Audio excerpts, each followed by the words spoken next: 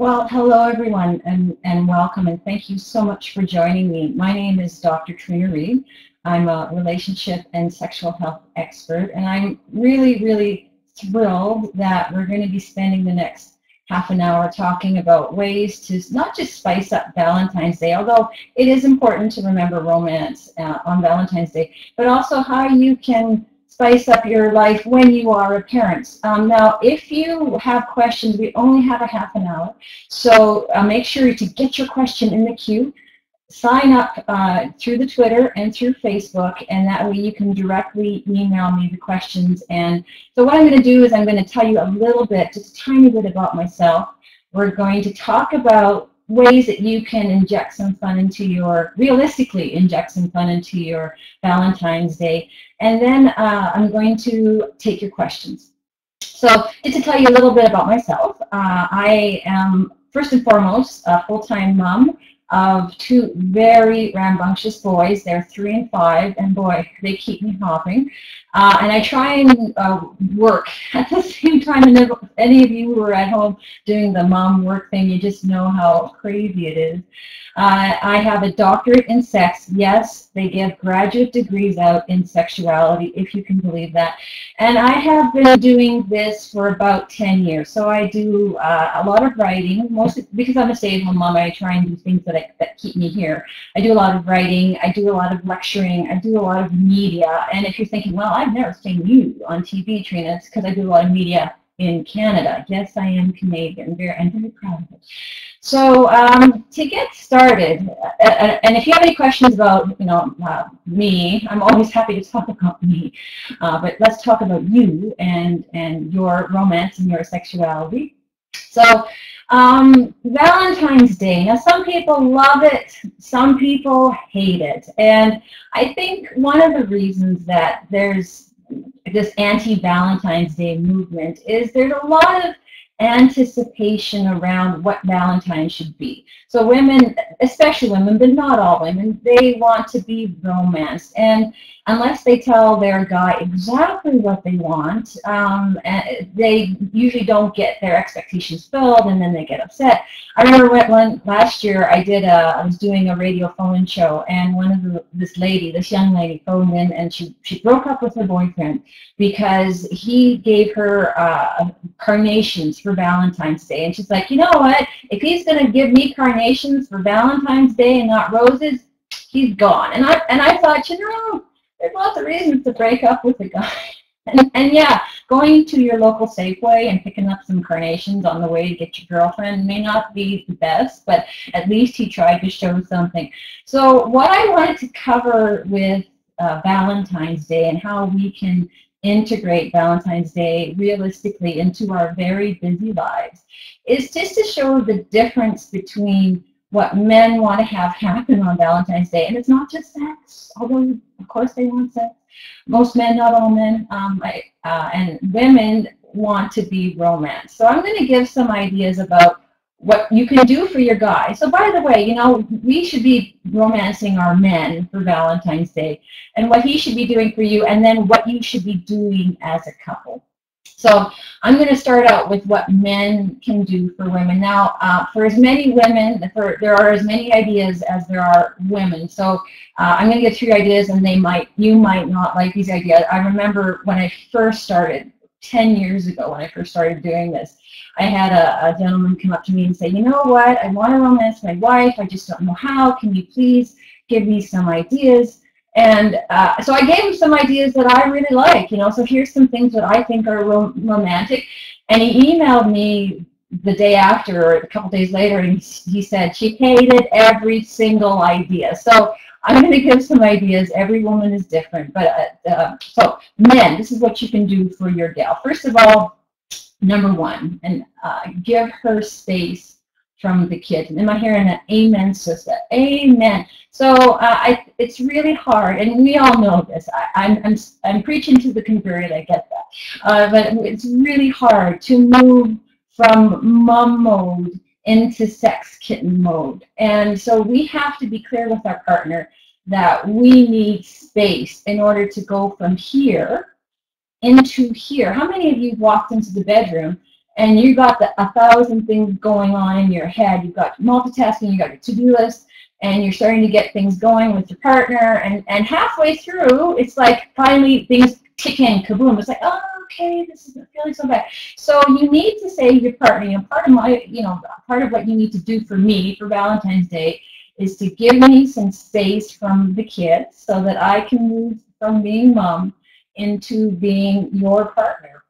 Now, the next thing, and this is a tried and true one, and please don't roll your eyes, but it's something that I think is so very important, is for him to give you a massage. Now, massage doesn't have to be an hour-long affair. It can be a foot massage, it can be a hand massage. But why this is so important is a lot of couples, when we're busy being parents, when we're busy doing the things that we need to do, we forget to touch. And a nice way to reintroduce each other, to say, hey, you know what, we haven't connected for such a long time. It's just as simple as a hand massage, a foot massage, a back massage. And if you don't want the strings attached to that massage, so a lot of women say, you know what, I really want the massage, but I don't want what comes after.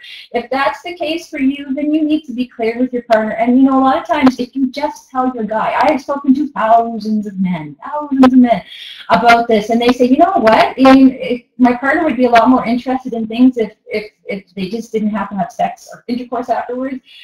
They're right on board. So, I think that the hesitancy is that, there's going to be a big fight. And a lot of times, there doesn't have to be. So, men, nice Valentine's Day gift is to give her space from the kids, to give her a massage.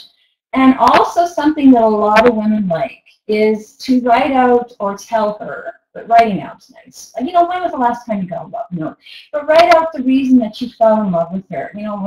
When have you been at a dinner party where you asked another couple, so how did you meet? And all of a sudden, their eyes light up, their face starts to smile, and they're recounting the story of how they met and that time in their life when they fell in love.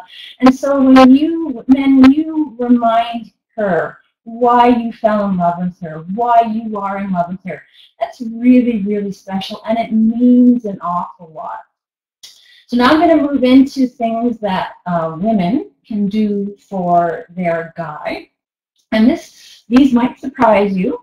So one of the things that men really love, and I don't get this myself, I don't get it, but I do it, and it works, is to be an active recreational partner. What that means, it's nothing kinky, not yet anyways, unless we can talk kink a little later on.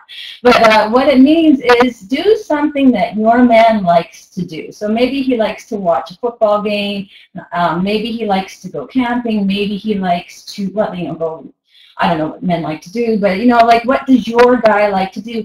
And plan something around that. So for your Valentine's Day, you can say, you know what, my guy really likes to watch, I guess football's over. At least I know that. Up here in Canada, we watch hockey. So, maybe you can make a night about watching hockey. When you're an enthusiastic partner doing something that he loves to do, it makes him feel special.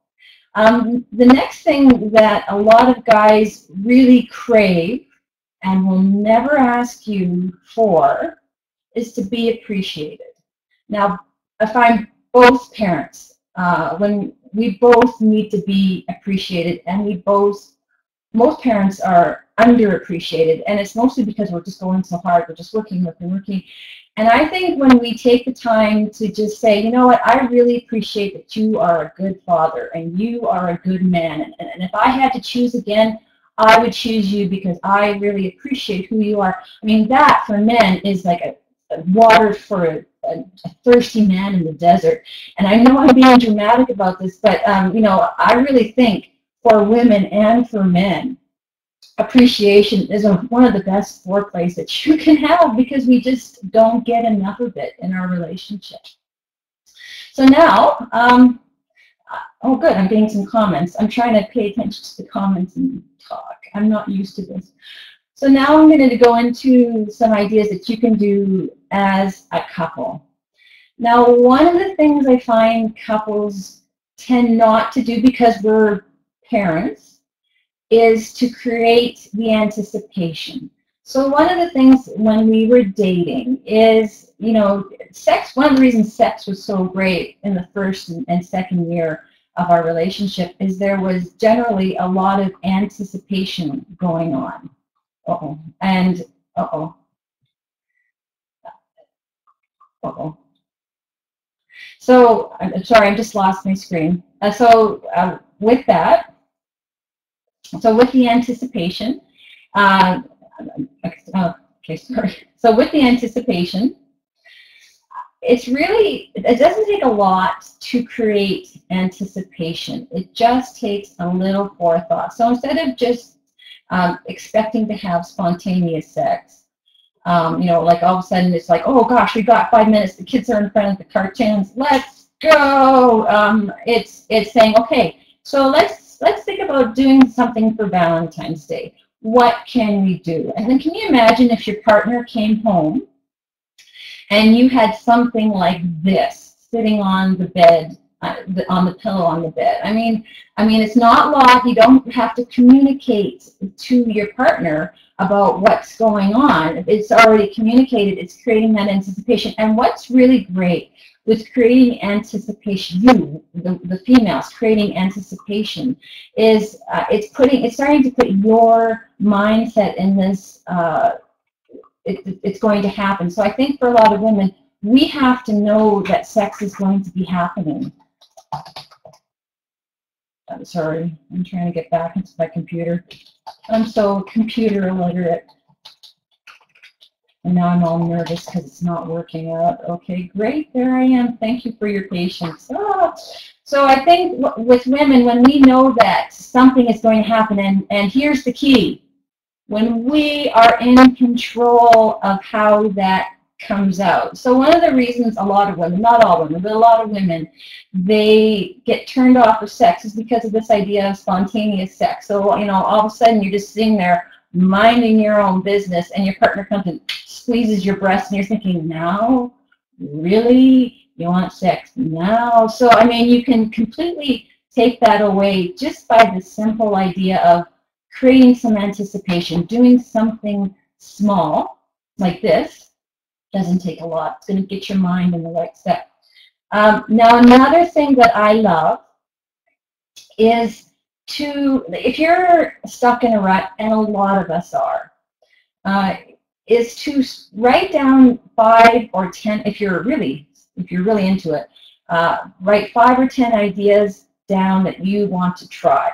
So it's been my experience with couples that they want to try different things with their partner, but they just don't know how to bring it up to their partner. And so when we write it down, one, it's putting our thoughts in order, and two, it's you know, giving us an idea of what we want. And then we exchange that with our partner.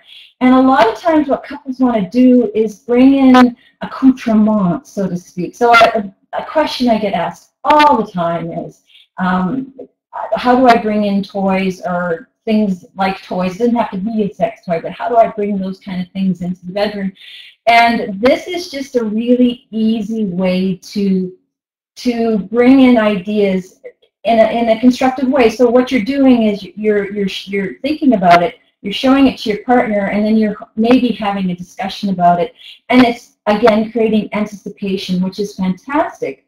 But then you can go online and start looking for different products. Now, I'm just going to give you a couple ideas, some of my favorite ideas, because people ask me all the time, what are your preferred toys? Now, first of all, I'm going to attempt. I'm sorry, I'm completely, I'm not techie literate. I appreciate your patience. So I'm going to put up this game. This game is called, I hope it's working. Is it there? So this is a game called Embrace. Now, I am a huge proponent of games that like this. There's a lot of hokey games, and a lot of people don't want to play games because it feels really awkward. But I'll tell you something.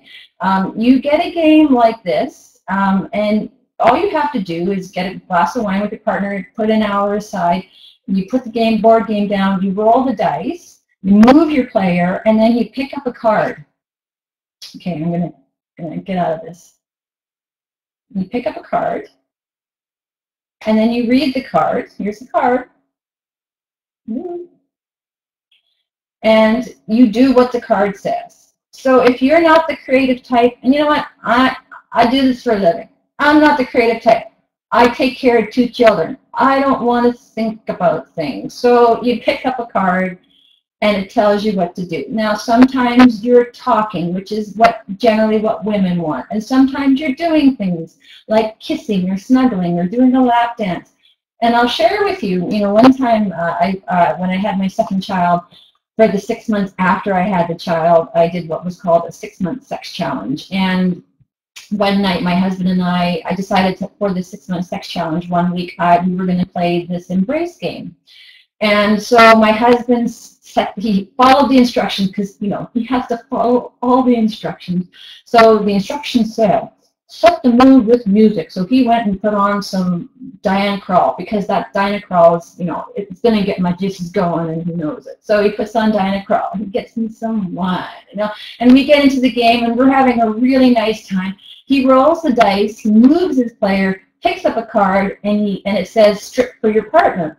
So there's my husband stripping to Diana Krall. Well, you know what? I started to laugh, and then I was laughing at him, and he kept stripping, and pretty soon tears were rolling down my eyes, and he kept stripping because he was following the instructions. And let me tell you, even though we had sex that night, it was great, and it was fun. What I remember most is that really fun couple moment, and that's for me what good sex is all about. So when you play a game like this, you're opening up your ideas to what can we do as a couple. We're talking, we're trying things. You might finish the game and say to each other, I really liked when we tried this, I didn't really like that, and all of a sudden you're bringing new ideas in. Now another fantastic thing that you need to have in your arsenal, and I couldn't get a picture of this, and I apologize.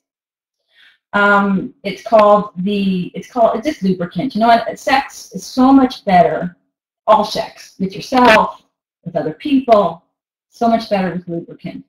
And now, especially if you are a brand new mom and you're breastfeeding, a lot of times some things that people don't talk about, it astonishes me. If you're a brand new mom and you're breastfeeding, it's suppressing your estrogen, so you don't have a nice juicy vagina like you would have otherwise, and when you decide to finish breastfeeding, your estrogen will come back. But in the interim, for some women, intercourse can be uncomfortable. So you want to grab yourself a silicone lubricant or water-based lubricant and use a lot of it. So this is just an easy thing to bring into your bedroom, and everything is so much more fun when you have lubricant.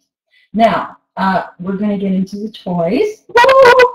So there's a couple's toy out there I just absolutely love, and I'm going to put a big picture of it up on the screen here. It's called, hopefully it comes up. Woo! It's called the Wee Vibe, and don't worry, it's not that big. But let me tell you, this Wee Vibe is the #1 best-selling couples toy in the world, and there's a good reason for it. Actually, here's the Wee Vibe here. One of the reasons that it's such a great toy is it's not intimidating. It's not phallic shaped. But what happens with this toy is, as you can see, it's 100% medical grade silicone. And by the way, if you're going to invest in toys, make sure that they are made with good quality products. There's a lot of stuff out in the marketplace, and even if it has a big price tag, it doesn't necessarily mean that it's a good quality. So what happens with the Wee Vibe is this end gets inserted into the vaginal canal, and this end sits on the labia and clitoris. Now this is vibrating. Woo! So you can just imagine. But the best part about this toy is once it's inserted, it's hands-free, and your partner, your male partner, can join in. And you might be saying, how do I put this and him in my vagina at the same time? You know what, honey? If you've had a baby, which I'm assuming you have had, and it's come out your vagina, you can fit all this in. It feels fantastic. There's a reason that this is the #1 selling toy. And by the way, because this is a silicone toy, you don't want to be using a silicone lubricant with the silicone toy. You need to use a water-based lubricant. I'm not sure about the chemistry of why, but when you use silicone toys with silicone lubricant, they work against each other. So, so write out a list. So number one, create anticipation and write out things that you want to do with each other, which can include games and toys and just bringing some new ideas in. I mean, the one thing about being parents is we really need to kick up this idea of making it interesting, because it's so easy, and I'm guilty of this too. It's so easy just to get the 5-minute quickie in us. You know what? Okay, we've got time. Let's go. And our relationship deserves a lot more than that. Finally, because I see that there's questions coming up here, the last thing, and it might seem pretty obvious, the last thing is make sure to plan to get away with each other. You have to remember that you were a couple before the kids, and sometimes when we're just so busy being busy, we forget to connect. Like I have said, I don't know, thousands. I'm not even exaggerating. I've said thousands of times in interviews. Couples, all you have to do is spend 10 minutes together a week with each other, and people know this intellectually. They do, and but it's really hard to. So we have to make an effort to get time away with our partner and be a couple without the kids. Now I'm going to start taking questions. So if you have a question, I've really gone over time. I thought, okay, but if you have a question, I'd be happy to answer it. And if not, I'll just keep talking. Okay, I'm just going to keep talking. So one of the biggest questions I get, oh, can you tell us about the sex challenge? Okay. So when I had my first baby, he's 5 now, I don't think I was being arrogant, but I honestly thought sex was about time and just pragmatic. I know you're all laughing at me now, but I found out the hard way. Trying to have sex after baby was at times an absolute gong show, and this was with me trying to make time for sex, because really when I'm doing interviews, I want to be authentic. I want to say, yes, I'm actually having sex, because I get asked every single interview, tell us about your sex life, Trina. Imagine having a job where everybody asks you about your sex life. Anyway, so with my second child, I decided to make it my job, and so I decided that at least once a week, my husband and I were gonna have sex for 6 months, 6 weeks postpartum. And this was the interesting part of my 6-month sex challenge, and I'm so glad you brought this up. 1 week, sex was going to be about me, my needs, what I wanted, and 1 week was going to be about my husband, and I was going to make some nice times for him. And what I discovered, like, my theory is, women made sex more about themselves instead of just going along with the ride and getting what they get and not being satisfied with it. They would be a lot more active. And yes, I'm happy to report that because I went out and made this sex at least once a week about me, and I told my partner, when it came time for his turn the following week, I really wanted to make sex nice for him. And so there was this nice dynamic, and it was not in any way perfect. Please don't think. We had good times, we had bad times, we were having sex and we were fighting about sex. So I mean, it was a roller coaster. But what I found is 6 months afterwards, because I made the effort to reconnect, and I really made the effort to get our sex life back on track. And this is not, I'm not trying to make anybody feel bad, but because I made that effort, it was infinitely easier once my second child turned 1 to get back into that space. So it was a good challenge, and it's up on my website. By the way, my website, it's down there, vivaexo.com. It's a sexual health resource, and I give daily updates on my Twitter account, which you can see there is Dr. Trina Read. So follow me get my daily updates on my household stores. Okay, I'm going to look for another question here. Oh, we used to have a super. Oh, we used to have a super fun signal in our house for sexy time. We have little ones too. It's a magnet on the fridge. You know, this magnet on the fridge idea, I think it's fantastic. You know, you have your magnet down here. It means not tonight, honey. And then you put your magnet up here, and your partner comes home, and they're like, "Oh my gosh, the magnet is up here." And fantastic, easy way to create anticipation, all that good stuff. Even if your kids don't know what's going on with the magnet, but wouldn't it be funny if your kids knew the magnet? And your partner came home and was like, "Oh my gosh!" You're like, "What? What?" Okay, maybe that's just me. Okay. All right. So I'm gonna answer another really common question, which is, how much sex is normal? So I get, in the top 3 questions that I get asked, it's, you know, how much sex should a couple be having? And there is, I'm sorry to say, there is no definitive answer. There is no research or scientific. So if you read any article that says, you know, Canadian couples are having, or US couples are having sex 17 times a week, it's not valid research. I would say that, and this is a really hard answer to go with, I understand. It's about really trusting where you are in your life. So if you just had a baby and you are in the frantic stage of, you know, I've just had a baby, I'm healing, I'm doing that, I don't think a lot of sex is realistic. However, once that baby turns 2, you can start getting into a sexual rhythm. So I would say that for a lot of couples, not all couples, but for a lot of couples, sex at least once a week is, you know, a good number. It's a realistic number. But if you only have sex once a month or once every couple months and you're satisfied with that, you and your partner are satisfied with that, then that's a great number too. I mean, it's not about the number, it's about your sexual satisfaction. So I know couples who have sex once a month, but when they have sex, it's mind-blowing sex. I also know couples who have sex 5, 6, 7 times a week, and that's just what their groove is. Nobody's right. It's about what's going on within your own partnership. So, what else? Oh, I've got 2 minutes left.